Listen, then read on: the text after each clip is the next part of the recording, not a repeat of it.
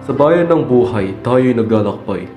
Sa isang lipunan may alon ng pangarap, mga indibidwal sa mas malaking larawan. Sa isa't isa'y may tungkulin na dapat tuparin. Ang lipunan ay tanyag sa sariwang pista. Sa mga tao ay pumupukaw, diwa ng pag-asa. Ngunit meron ding bahid, di may kakaila, mga isyong hamon, ito'y tadhana. Halimbawa ng lipunan, magkakaiba mga muka't kultura.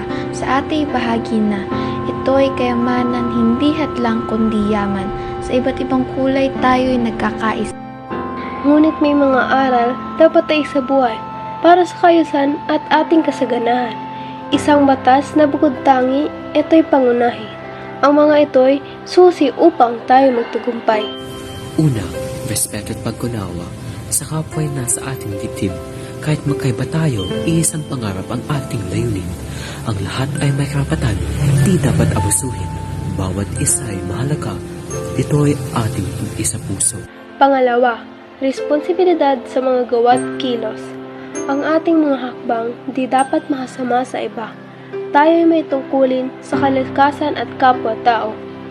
Ang pagkaalaga sa mundo sa kinabukasan ay puhunan. Pangatlo, pagtutulungan sa pag-usbong ng lahat, walang iwanan. Bukas palad, handang maghatid saya. Ang pagbabahagi at pagmamahalan, ito'y huwag palampasin. Sa mga hamon ng buhay sa lipunan, tayo'y magtulungan. Huli, katarungan, dapat ay maghari. Sa lahat ng aspeto, ito'y kailangan. Ang boses na mahihirap, hindi dapat mapag-iwanan.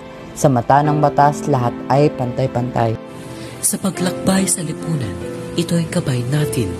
Bilang mga mamayanan, may mga hakbang tayong tinitignan. Ang batas na ito sa kaayusan nating saksi. Layunin nito ay pagkakaisa, ating kapwa'y magmahalan. Sa buhay lipunan, tayo'y magpapatuloy sa mga halimbawa, aral at tungkulin na ating hinaharap. Sa pag-ibig at pag-asa, tayo'y magpapatuloy upang ang ating lipunan laging maging makulay.